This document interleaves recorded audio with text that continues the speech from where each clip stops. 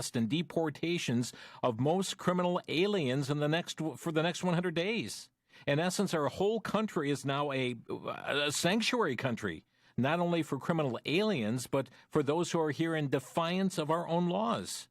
In addition, the Biden administration has ordered the Census Bureau to include illegal aliens in apportionment. Incidentally, did you know that the border security director in President Biden's White House is coming from the United Nations? Join us today as we discuss immigration issues. We welcome back Mark Krikorian. Mark is a nationally recognized expert on immigration issues, serving as executive director of the Center for Immigration Studies. They are an independent, nonpartisan research organization that examines and critiques the impact of immigration on the United States. He has testified numerous times before Congress, has published articles on many outlets. Mark, thank you for joining us today here on Crosstalk. Thanks for having me. Glad to be here. Well, it did not take long for the Biden administration to upend protections that President Trump had put in place to protect our nation's borders. Multiple actions taken in the very first hours and days by the Biden administration. What has changed, Mark? Well, a whole lot of stuff. I mean, basically, Biden said that he was going to undo everything Trump did on immigration. He hasn't quite gotten that far, and there are some things that he's going to almost certainly keep in place because undoing them would be a disaster for him. But like you said, the most attention-getting thing is that he has prohibited virtually all deportations for 100 days until they, come up with a sort of new yardsticks to deport people. But he has said specifically that even after that 100-day period, that no illegal immigrant should be deported, just as a matter of principle, unless he is convicted of a violent crime. That's a radical approach to this issue. It's not something most of the people, frankly, who voted for Biden for president thought they were voting for. He lifted the travel ban on a variety of countries. They called it the Muslim ban, even though it wasn't a Muslim ban. And the reason for that ban, though, was that there's no way to know who the people are from those countries applying for visas. There's no way to do background checks. And so until it was possible to check their backgrounds, President Trump said, they can't come here. Well, Biden just got rid of that, too.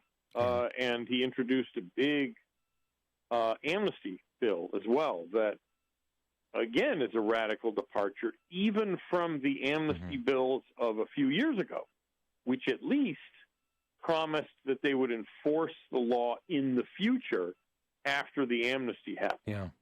That's not believable, but at least they said it. Biden's bill doesn't even pretend that they'll enforce the law in the future after an amnesty happens. We're going to circle back on these, and we got other issues we'll incorporate in that too. But let's talk about this 100-day moratorium. I heard an audio clip of a Honduran migrant, part of this caravan, but he responded. He was asked this question from a reporter, about, what are you doing, where are you going, et cetera. And here's the response that came from the Honduran migrant. He said, "I'm here today because I'm coming to get to the U.S. What I want from my people, I just want patience and pass to the U.S. because they have a new president. President Biden is going to help all of us. He's giving us 100 days to get to the U.S. and give us paper so we can get a better life for our kids and our family." Is that the perception that's out there? Yes, it is the perception. It's not even, even Biden wasn't doing that. In other words, it's not true. The guy is mistaken, but, you can't expect prospective illegal immigrants. These are, they're not stupid, but they're not plugged into, American media and politics. But, they've heard something about 100 days and there's no deportations, and so that's how it translated into this guy's perception. And it's perfectly understandable. Quite frankly, this is the kind of thing we've heard from a number of different places, that migrants have gotten the message that Biden is not going to be Trump, and means that they're going to be able to get across the border and be let go. And so the caravan that we that was coming out of Honduras last week, it was broken up in Guatemala because the police there, weren't going to put up with it. But it was thousands of people. They were even attacking the Guatemalan police. It was serious. These kind of movements are essentially sparked by the Biden administration's rhetoric on immigration, because if these people do get to the border and step foot across and say the magic words about political asylum that their smugglers have coached them to say, the Biden people have said they will not throw them out and they will not detain them. They will just let them go, until their asylum hearing comes up, which could be who knows when, months, years in the future. In other words, they're going to let them go and they're going to be home free. These people in Central America and elsewhere, they get it, they understand the message, and they're taking Biden up on his offer. And he doesn't want it in the sense that he's afraid of a border crisis developing as soon as he takes office. But he's invited it. You make your bed, you sleep in it. Yeah. Well, and again, it's as long as you can teach that one English word, asylum, they know what word to say when they cross the border. And now, Mark, President Trump, he had ordered those seeking asylum to stay in Mexico, remain in Mexico while matters were being processed. Is that still the rule? Nope. It was remain in Mexico was like the shorthand name for the program. And what it was is, if you were a Central American who illegally came and claimed asylum, or you walked up to a port of entry, legal crossing point, and claimed asylum, it took your info, you got put in the queue, and then you had to go back to Mexico to wait there. And that was taking away most of the reason people wanted to do this, because most of these asylum claims are just basically a kind of gambit to get past the Border Patrol to be released into the U.S. When you couldn't do that anymore, it wasn't as appealing, and the border crisis stopped before the whole COVID thing happened. And that's because Trump really did get Mexico to agree to take those people back temporarily. Mexico didn't have to do that. And I didn't think they'd agree. But, with a combination of carrot and stick, he got them to agree. Well, President Biden has said, no, we're discontinuing that. No new people will be put into remain in Mexico. And the ones who are there, they're still trying to figure out how to let all of them in without it being too obvious and, looking bad on the news. Because that's really what it amounts to. They don't necessarily want to keep anybody out. They just want to make sure it doesn't cause them political blowback when they let them in, which is one reason. This isn't a tangent, but this is another aspect of this. They have talked about restarting a so-called refugee program from Central America so that people would be let in as refugees, so-called, without actually being on TV sneaking across the border. They would be flown into the country. Wow. And they're going to revive and expand that. It's called the Central American Minors Program, minor meaning, underage. But it was expanded to include adults. And they're going to restart it. And the whole point of that is let in Central Americans in such a way that nobody sees it. They fly them to small airports, middle of the night. I don't mean secret skullduggery. I mean just ways of keeping it out of the news. Right. And that's their goal. So to airports across the country? Presumably, yeah. I mean, the way refugees are brought in. So, wherever they're going to be resettled, they would be taken to an airport near there. And so, yes, anywhere. And the point is, it wouldn't be crowds of people on the evening news, storming a bridge, as some Cuban asylum seekers did a couple weeks back in El Paso. They tried to get into El Paso. They were kept out. There's hundreds of them. That's bad optics, as they say. In other words, it doesn't look good politically for the administration. So they're going to look for ways of bringing these Central Americans here without it being too obvious. Mark Krikorian is with us here today from Center for Immigration Studies. Their website, CIS.org. That's CIS.org. Compare, if you would, I know you've been doing this a long time, Mark, compare the restrictions on immigration enforcement that have been put in place by President Biden compared to what they were under President Obama. Are there more restrictions now on agents than there were before? Oh yeah, it's still unfolding. They haven't even been there a week yet, the administration. But by every indication, we are going to pine for the good old days of the Obama administration as far as immigration enforcement goes. Wow.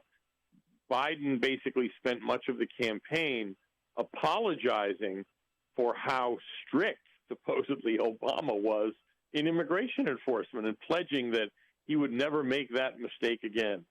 And, ICE people that, I have several people who are routinely in contact with ICE field agents and supervisors. And they said, the memo that's come out from headquarters basically tells them you're not to arrest anybody. No arrest, no immigration arrest, no deportation. What is their role? What do they do? What is their job? What are they going to do now? It's a good question. Presumably the, people who are found to be involved in terrorism or convicted of, violent crimes who then finish their state prison sentences, those people they'll deport. But, that's a relatively small share of people. And what the message that sends is that if you're a regular illegal alien, just somebody who's working construction or washing dishes, whatever it is, but you're not a rapist, you're not a murderer. Most illegal aliens are just regular working stiffs like everybody else. But they're not supposed to be here. What the Biden administration basically is saying is that if you are here, that's okay, because we're not even going to look for you. And if you come in with a visa legally, but then just never leave, which is about half of new illegal immigration, we're also not going to look for you. So, we're in for 4 interesting years, I think, on immigration. Truly, when people use the term open borders, that's really what this is, open borders, isn't it? Yeah, basically it is. The people will object and they say, well, we still have the Border Patrol there. It's not really open borders. Okay. But what it is unlimited immigration. Because there's all kinds of rules in the immigration law and limits, this many in this category, whatever, that sort of thing. It's too complicated, but that's the point of it, is to limit the number of people moving to the United States. If you can just come here and overstay, then those numbers, those caps, are meaningless. That's unlimited immigration. Mark Krikorian, our guest here today on Crosstalk. A quick 60-second break. We'll be back with more information here. But, folks, it's unbelievable where your immigration and customs enforcement agents are forbidden to make arrest. They can't make arrest. More to come here in 1 minute. This is Crosstalk.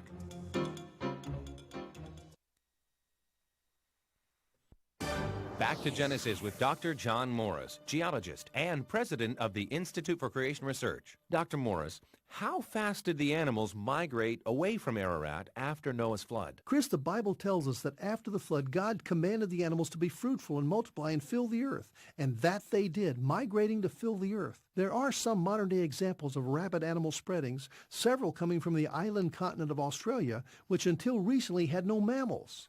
Now rabbits are nearly epidemic. Another example would be a particular kind of toad that was introduced in Australia back in the 1930s and then just 10 years later was observed over 1,000 miles away. Surely the biblical concept of migration to fill the earth is not only possible but quite plausible. Besides that, it's true because we're told about it back in Genesis. To learn more about creation, get our free DVD called That's a Fact. Call us at 800-628-7640 and mention the promo code FACT.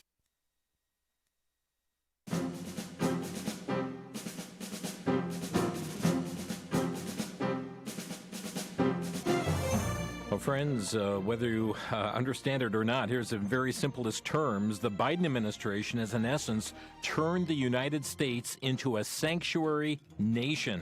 A sanctuary nation. Unbelievable matters that are going on. But I guess, friends, we were told. This should come as no surprise because we were told this was the position of Joe Biden as he ran for president. And I know this has caused great angst as well. So some of the border states here pertaining to it. Let's talk about that border wall. There's implications with the Biden administration with that too, Mark. Oh, of course there are. I mean, Biden, when he was running, said the wall is terrible, it's evil, it's racist. I don't know how a wall can be racist. It's just a thing. But and I'm going to pause you there 1 second because wasn't it a wall or barricade that had been put up just all throughout Washington, D.C. For this inauguration? I mean, do not cross this barricade. Do not cross this wall. I mean, they saw the importance of walls for security. Literally outside my office, my building, there were 10-foot high, metal fence wall type things. Not anymore, but there were. And so, yeah, of course, it's the irony is ridiculous. But Biden said all along that he was going to stop construction on the wall, and that's what they did. They may end up actually having to pay contractors to not build the wall because the contracts have already been signed, and there may be kill fees in there that if you're not going to, do X, Y, and Z, that you, the federal government, have to pay us anyway, that sort of thing. So It actually was going to cost us money. We're going to be paying. It's like paying farmers not to grow food. The Biden administration is going to be forced to pay some construction people not to build the wall. The only good side, and it's not good, it's just it's less bad, is that the ACLU has demanded that the Biden administration actually tear down the wall. Oh, my. And Biden not being, he may not have all his faculties, but he's not that stupid anymore. And they know that would just be a gift to Republicans. All they need is one 60-second video clip of wall being demolished, and the Democrats can kiss Congress goodbye. Yeah. So that at least the stuff that's there is going to stay, but no more wall is going to be built under this administration. It's interesting, too. We talk about, we're going to build roads and bridges, this infrastructure, put people back to work. Well, this was sure a job-killing measure then as well to stop the construction of the wall. Yeah, well, like the Keystone Pipeline. I mean, Yes. that's not my area of expertise, but the unions are up in arms because thousands of jobs have been lost. People are going to lose their jobs because of that. And it's a similar thing. It's not quite as big a scale, but it's a similar thing with the wall construction. Is it true, Mark, that the Biden administration is not using the term alien, but instead using the term non-citizen? Yeah, and in fact, that's in the legislation they introduced, and they're already doing that now, but they want to change it in the law too, where alien, which is the word for centuries, our laws always used for somebody who's not a U.S. citizen or a U.S. national. A national is a category where you're protected by American law, but you're not a U.S. citizen. And actually, the people of American Samoa are not citizens, but they're not national. But they're nationals. They're not aliens either. So, that's a technical point. But yes, they want to replace the perfectly functional word of alien with non-citizen. And they're going to try to do that in the law. In a sense, I don't care that much about that. If they actually were interested in American sovereignty and enforcing the law, I don't care if they call them bananas. You know what I mean? The question is, what are they doing? And unfortunately, their obsession with changing words does suggest or confirms their distaste for having anything to do with immigration law at all. Their perspective really is, let's be honest, anyone in the world who wants to move here has the right to move here. Yeah. And we don't really have the right to stop them. They'll object when you say that. It's like, okay, well, then what are you willing to do to stop people from coming in? And if they do get in, what are you willing to do to throw them out? And the answer is nothing. So if you're not willing to enforce the law, then you, like you said earlier, you basically are for open borders. Yeah. Well, let's also talk about DACA, the Deferred Action for Childhood Arrivals program, because there's been some change in its approach as well. Yeah, DACA was something that Obama illegally decreed in 2012. And it didn't apply to kids. These were people who came as kids, and they're all adults now at this point. There's something like 700,000, I think, under the program now. They're in their 30s, most of them. And they basically what you get is a work permit. That's the whole point of it. The work permit, Social Security number, and a driver's license. So it's kind of a amnesty light, like a semi-amnesty. So you don't get a green card, you can't vote or any of that stuff. But you get all the stuff that you need for ordinary day-to-day life, which really is, like I said, a work permit, Social Security number, and a driver's license. That Trump was kind of reluctant to end, even though he said he was going to end it on day one. About 9 months into his administration, he finally issued a ruling to end it, which should have been the end of that because it wasn't an executive order, it wasn't a law, it was just a memo from, an earlier DHS director. Well, it got held up in court. Our judiciary basically is a kind of resistance judiciary that no longer cares about what the actual law says. So they managed to run out the clock on Trump. So DACA is still in force. And what Biden did was he issued an executive order basically saying, it's still in force and instructing Homeland Security and the Attorney General to find ways of, propping it up or fortifying it is the word he used, which has no meaning in law. It's just a political measure. But, yeah, those people, the DACA people, are not going anywhere. And honestly, there's a case to make for legalizing people who really came as infants and toddlers and have grown up here. I think most people kind of get that. But you can't do that unless you're fixing the problem that made it possible for kids to come here at 6 months old and then live here for the rest of their lives. You got to turn off the faucet. And turn off the faucet, basically, before you mop up. And there's no indication that they have any interest in any of that. And the selling point of DACA was these kids were not legally responsible. They were kids. They didn't make the decision to illegally sneak in the country. And okay, there's something to that too. But now the Democrats are insisting that the parents also get amnesty. But the parents didn't know what they were doing. Why would they get rewarded for their illegal activity? Mark Krikorian with us today, Center for Immigration Studies. Again, their site, and folks, they've got a lot of information. They're right there, especially within the last 2 weeks. A lot of information you're going to find at CIS.org, CIS.org.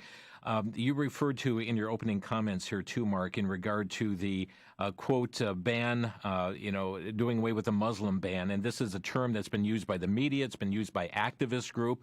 We know it was just propaganda terminology in that regard, but we know that there was nothing designated banning people by religious belief into our U.S. We know people from other Muslim nations did have access to come into the U.S., but this is people coming from rogue nations where there could not be proper screening to take place. It was not a Muslim ban as true to those words, what they would sound like, but they indeed kept bad players from entering our country.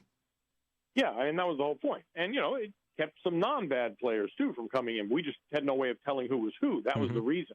The point is that the countries that were covered by this ban were either countries that didn't have any government to speak of or hostile countries that would not cooperate with us in helping us do the kind of basic background checks you need to do before you give people visas. An example of the first one, Somalia. There's no Department of Motor Vehicles in Somalia to find out, check somebody's credit record or whatever. In fact, it's been something like 30 years since Somalia has even issued birth certificates. Wow. So, what would a background check even mean for Somalia? There's nothing you can check. All you got to do is ask a guy, are you a terrorist? He's going to say no. Okay, well, that's about all I can tell you. And then the other category are countries that were not cooperating with us. They may have had, functioning, semi-functioning at least, systems of information, records, that kind of thing, but weren't cooperating with us. And a couple of the countries, I forget which ones specifically now, I think Chad may have been on there in Africa, got off the list. because they said, okay, well, they talked to our people and they said, what do we need to do to get off this list? And so we said, well, you need to do this and that, and your, National Police Bureau has to respond to our requests for information, et cetera, et cetera. And they said, okay, and they did it, and once that was certified, they were off the list. So this isn't something, Trump in some racist fever dream dreamed up. This is just normal good governance. And ending this restriction on travel, frankly, is irresponsible on Biden's part. Maybe they want to reassess it, take a look at it. Do these countries all need to be on? Okay, whatever, that's all fine. But just saying, okay, this all disappears, these people can come in again, that is not a responsible way to run an immigration. Yeah, you certainly don't lift it without that evaluation taking place. You hold it in place, make what modifications are necessary, but he's taken just the opposite approach. Let's hit another issue and actions that have been taken even by the Biden administration as it pertains to the census. Now, the Census Bureau, they were supposed to deliver the report prior to a change in administration. President Trump's position was illegal aliens should not be counted for congressional apportionment. Then all of a sudden, Census Bureau announces, well, we're not going to get our report out in time prior to, the administration change. It'll be after, that takes place after this date. Now we have President Biden on his first day in office also giving an executive order, but now he's mandating that illegal aliens be included in this apportionment. Isn't this just a huge reward for even states that harbored illegal aliens? Yeah, of course it is. What Biden basically said is, go back to business as usual, and that's what most of his executive actions say. With regard to the census, everybody is counted, and the overall count, which includes illegal aliens, includes everybody, even foreign students, they're all included when you count up how many people there are in a state in order to decide how many members of the House of Representatives they get. And even within the state legislature also to draw state legislative and state Senate districts. So it matters. California has several more seats in Congress than it would if illegal immigrants weren't counted. The practical problem, though, is that there really isn't a good way to determine who really is an illegal alien and who isn't, and then remove them from the count. I think it's an important issue that got aired and discussed, but I'm just not sure as a practical matter there's that many individual people that they would be able to confirm were illegal immigrants and they knew where they lived and then they didn't count them. Because if they had all that information, then, you could just go and arrest them. You know what I mean? It's, but it does point to the fact that illegal immigration helps the states and cities that are shielding the illegal immigrants because it increases their political heft in the legislature. Mark Krikorian is our guest here today on Crosstalk. Folks, we've got a little bit more interview before we open phone lines, and we're going to find out who is the Biden administration seeking to put in charge over border security and Department of Homeland Security. Comments on those issues after the break. You're listening to Crosstalk.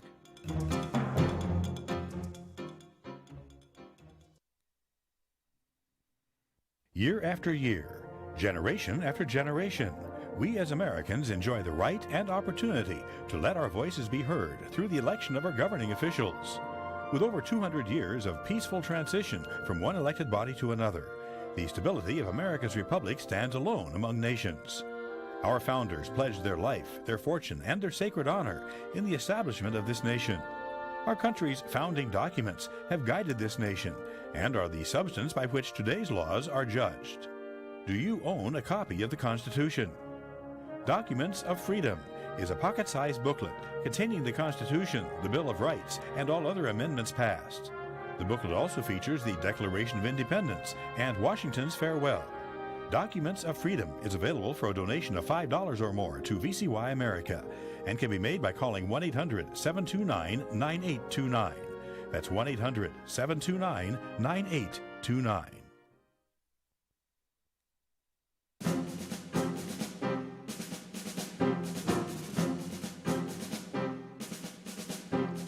Folks, if you really want to know what's happening at our borders and the whole matter of immigration, don't put on your nightly news. No, you can go to CIS.org.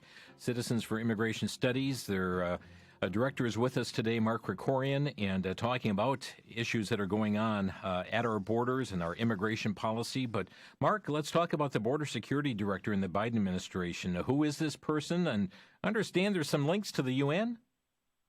Yeah, exactly. The person on the National Security Council, which is, part of the White House staff, who's going to be dealing with border issues specifically, not all of immigration, but borders, is literally a UN employee, or at least was until 5 days ago.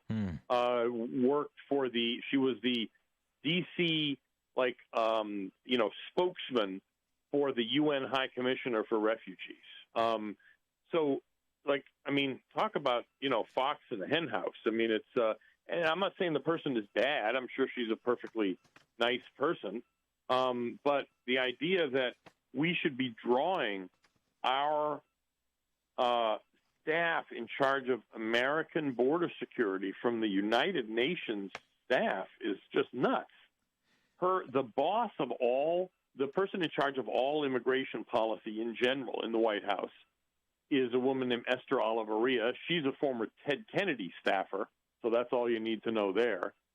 And the person who's going to be, or maybe by now already is, the head of Homeland Security is a guy who was lower down in Homeland Security in the Obama administration, and is kind of notable for two things. One, he's the one who created this culture of rubber stamping within what's called USCIS, which is the department that does the green cards and the citizenship and what have you. His point was, you approve it, and have to show why you turned it down. It's ridiculous. But that's the lesser problem. The other one is that this guy, his name is Alejandro Mayorkas, Ali Mayorkas.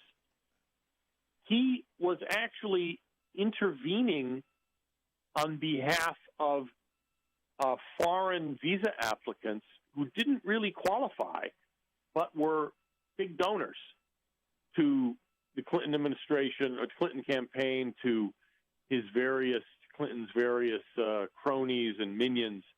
And literally, he intervened in order to get approvals for applications, on the part of various wealthy people and companies who should not have been approved. So this is the guy who's going to be the head of Homeland Security. It is truly amazing. And this first individual, I don't believe we named her, but I think we're talking about Katie. Katie Tobin. Katie Tobin is her name. Yes. And the UN person. Yeah, coming from the UN, and the UN was not too complimentary about the Trump administration policy about what took place at our borders. Yeah, to say the least. Yeah. And when she was with the different jobs with the UN in Central America, she was actually involved in trying to put together this program I talked about that Obama's people had done, where they flew people directly from Central America, so they didn't even have to show up at the border. She was involved in the UN side of that kind of program. So it pretty much guarantees they're going to try that again. In fact, she may be overseeing that program. This is the one where they're flying people directly here so that there's no news coverage of it. Well, one other aspect, and it's a health aspect. Of course, we know the impact of COVID taking place around the world. Are there precautions taking place at our borders in regard to this? What about vaccinations for this or other related issues? What do we know about that aspect as we concerned even about the health of a nation? Well, it's not like they're doing nothing at the border, but it's not nearly adequate because what we're seeing is that border hospitals are getting hammered by people from Mexico with COVID. They're usually not illegal immigrants. They're usually legal immigrants who are using the loophole in the border closure, because supposedly the border with Canada and Mexico is closed. But if you're coming to seek medical treatment, that's an exception. Oh, boy. So there's all kinds of people who have border crossing cards in northern Mexico. It's like a short-term visa. You come to shop at Walmart and then go home. Well, they're using those cards to come across and go straight to the hospital. In El Paso, they've been using that. Sometimes all their ambulances are tied up because they're at the port of entry picking up people and taking them to hospitals. So, we are doing some things at the border to try to limit the spread of COVID, but we haven't been nearly stringent enough, quite frankly. The acting Homeland Security Secretary Chad Wolf recently warned of an immigration and border security crisis. Do you echo those concerns? Oh, absolutely. I mean, this is separate from the COVID thing. But, there's no question that the reason the border crisis that had developed a couple of years ago and really was spinning out of control was, various loopholes in our law that the Trump people, they didn't really fully close them, but they kind of patched them with executive actions and agreements. Biden's undone that. So if there's a patch on your boat to stop a leak, and then you rip the patch out, what do you think is going to happen? Yeah. Of course there's going to be a border crisis. Now, it's not going to happen tomorrow because the Biden people have kept in place, for instance, a public health measure at the border where you basically aren't even allowed to apply for asylum. They just turn you around and push you back into Mexico. They've kept that in place for now. They may end up having to lift that just because of pressure from their own left wing. Mm-hmm. But my point in that is that you're not going to see a disaster at our border tomorrow. It's going to be there, but it could be a few weeks or a few months before you see it. One of the important reasons is that Mexico has been cooperating, at least under Trump, was cooperating in bottling people up in Mexico's own southern border.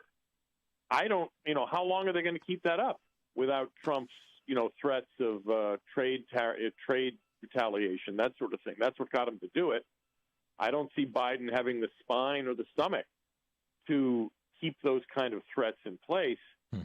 So what you're going to see is it's going to start eroding, and you're going to see a disaster at the border, but it's not going to happen this week. So where do we go from here, Mark? I mean, people hear these things. They say this is outlandish. It's outrageous what's going on already within the first few days. How can people get engaged? Well, one thing they can do is get informed by coming to our site, CIS.org. And if they're interested in Twitter and they like snark and sarcasm, they could follow me on Twitter, Mark S. as in Stephen Krikorian. For citizen action, we're a think tank. But for citizen action, like, calling your congressman, that kind of stuff, the best group is called NumbersUSA.com. NumbersUSA, all together in one word, .com. It's the biggest citizen action group on immigration. They stopped George W. Bush's immigration push back 15 years ago now, less than that. They helped stop the Gang of Eight bill more recently in 2013-14. They have more Facebook followers than the NRA. So they are probably the most important political group in D.C. you've never heard of. And they are an outstanding group. I suggest you go and sign up. You don't have to pay. You don't have to give money if you don't want to. But after you check out our website every day for information, that's the place to go for action.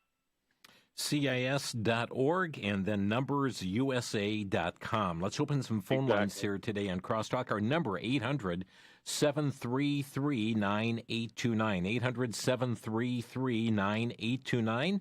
And ladies and gentlemen, if you have a question or a brief comment, pick up your phone, give us a call here today on Crosstalk. Perhaps Mark revealed something that you didn't know before, or have a comment as to how things have turned within just days of a new administration. Some of the matters took place within hours of a new administration. Again, our number to Crosstalk is 800-733-9829. That's 800-733-9829. If this is not held in check, it's certainly very troubling as to the implications across this nation. And Mark, another whole area we didn't really touch on here today, though, is the number of states that are now also giving driver's licenses to illegal aliens, which then also they have the motor voter registration that happens at the same time. Could we see an even greater influx of illegal voting in this nation than what we've seen in the past? Yeah, it's entirely possible. Although, to be fair, usually it's by accident. Because motor voter, when you get driver's license, they have to give you voter registration papers, too. The papers say, I attest that I'm a U.S. citizen or something. But, I mean, how many people read that stuff? Right. They figure, well, the government gave me this thing. I guess it's okay. Yeah. But, yes, motor voter is the problem. There's not that many non-citizens who are, scheming to vote in our elections. We're the ones who are at fault. This is our fault for basically kind of almost tricking people into, or deceiving people into thinking it's okay to vote in our elections if you're not a citizen. Let's go to the phone lines. Wayne is calling from Chattanooga, Tennessee. Wayne, you're on the air. Oh, thank you very much for taking my call. When Americans work and earn money, it's a trickle-down effect in the economy.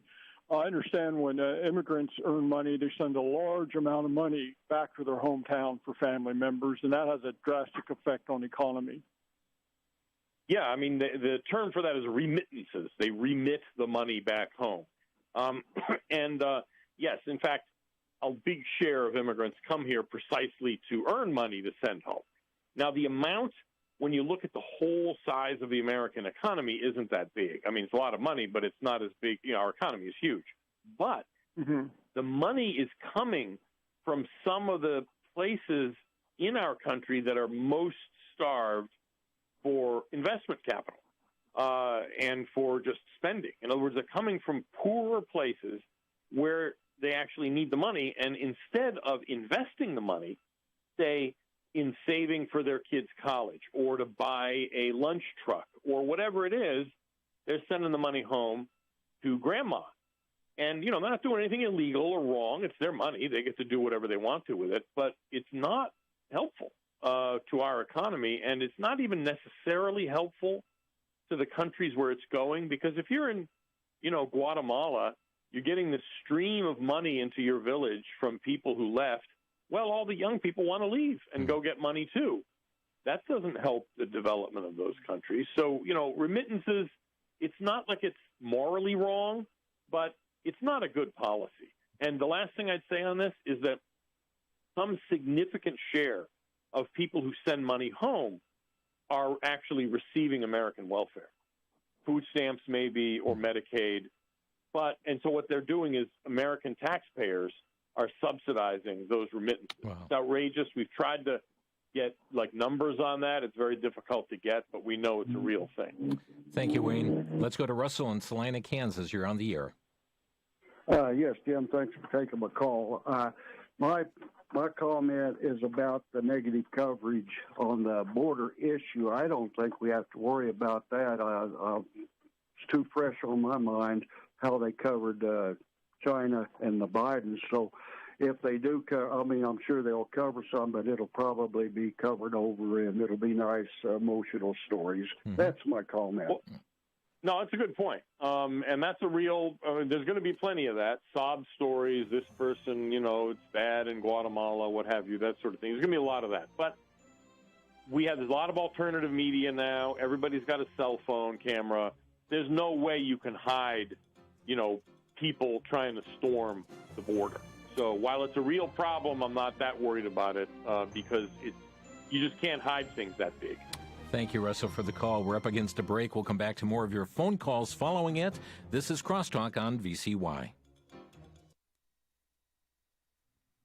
For the Worldview Report, I'm Brandon House. Our website's worldviewreport.com. Well, today, Monday, January 25th, 2021, kicked off the Great Global Reset Conference of the World Economic Forum. And true to form, they're calling for global governance, digital economy, social credit scores, banks and investment firms to align their portfolios against the free market system and for climate change and radical environmentalism. Well, we also heard at this conference from the UN Secretary General. He used to be the president of the Socialist International Party, so you know what you're going to get there. And the president of the World Economic Forum, well, he used to be in charge of the Sustainable Development Goals for the United Nations, which is, among many things, just international socialism. So, my friends, they needed to move out a president that was opposed to globalism as they bring down America to bring down the other Western worlds for the Great Reset.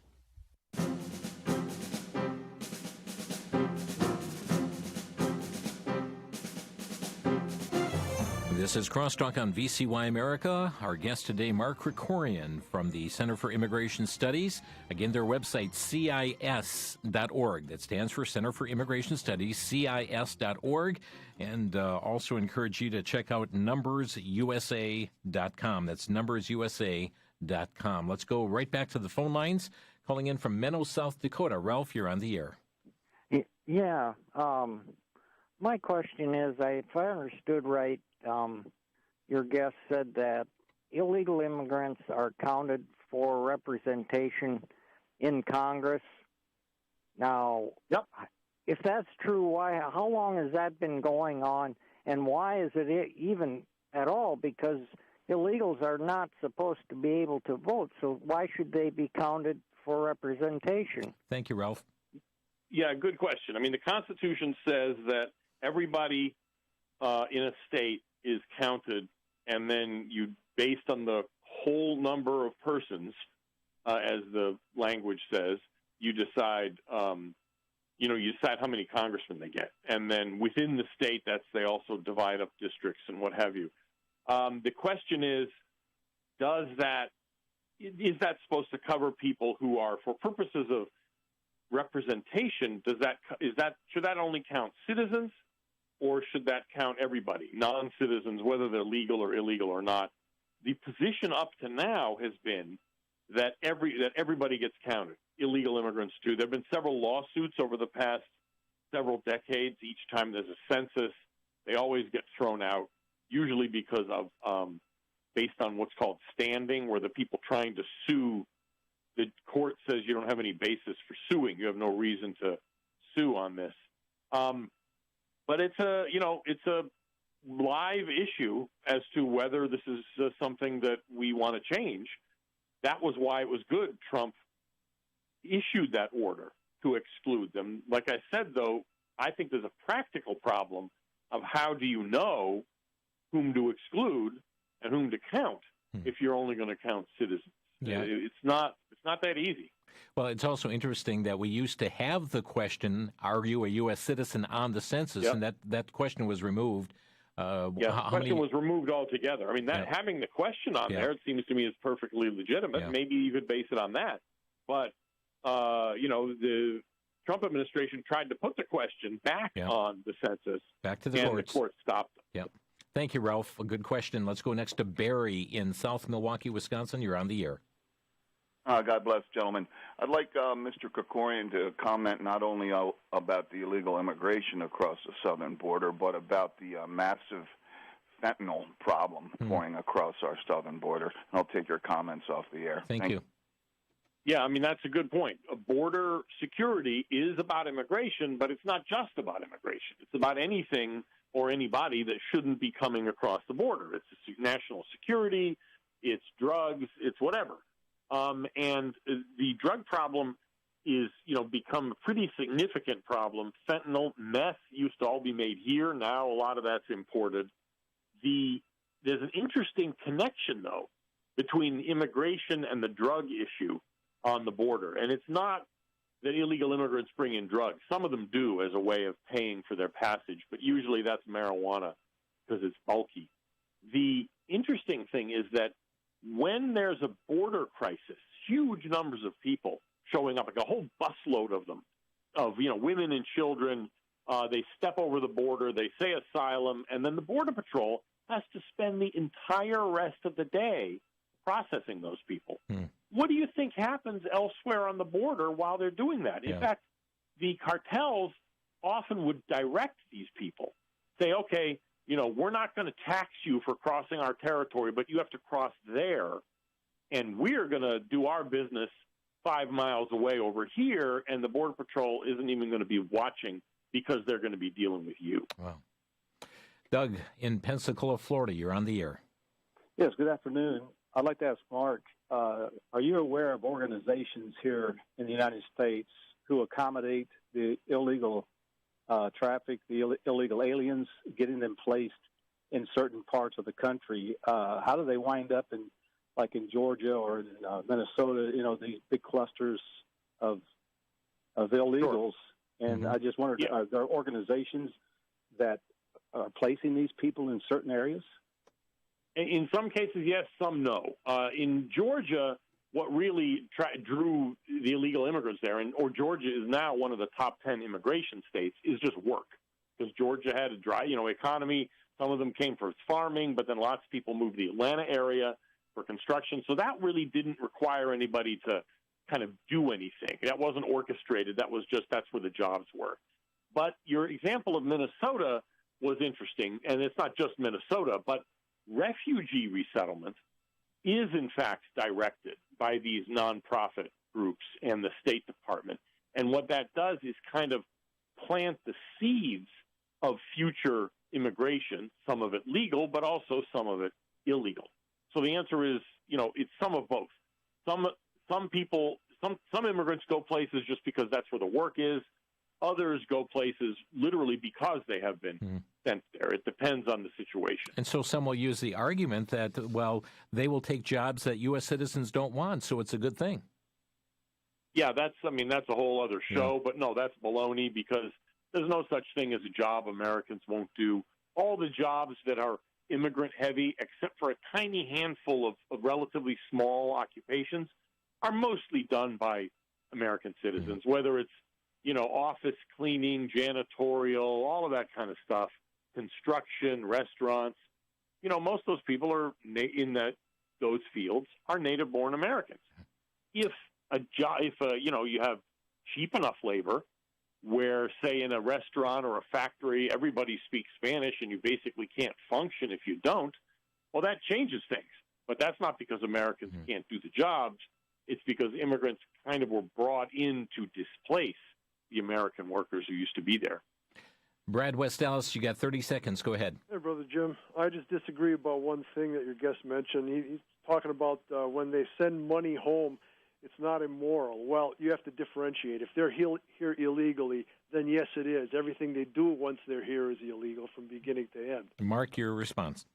Yeah, okay. That's a fair point, but the fact is it is their money even if they're illegal aliens. They work for it. Okay. And so that's my only point on that. Thank you, Brad. We're out of time on the program here today. Much more to discuss, but the clock says otherwise. Give us again the website, Mark. CIS.org. Great. And folks, you can stay updated on immigration issues there. Thank you, Mark, for carving out a significant amount of time here to join us and our listeners today. Well, delighted. I'm glad to have time to talk about the details. Thanks a lot. You've been listening to Crosstalk via satellite and the internet from VCY America. Views expressed may or may not be those of this station. For a CD of today's program, send a donation of $6 or more to VCY Take Ministry, 3434 West Kilbourne Avenue, Milwaukee, Wisconsin, 53208, or download by RSS or podcast from crosstalkamerica.com. And join us again for Crosstalk.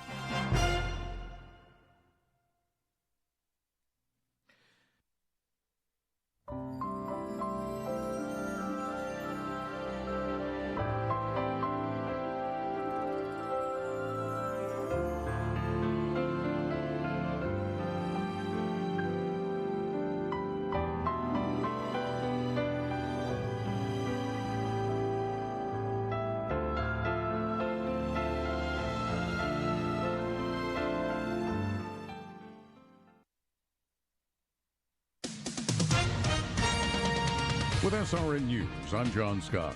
The House is set to bring the impeachment charge against former President Trump to the Senate later today. Mike Hippen reports. Prosecutors who will argue the case will take part in a ceremonial walk, carrying the charge of incitement of insurrection to the Senate.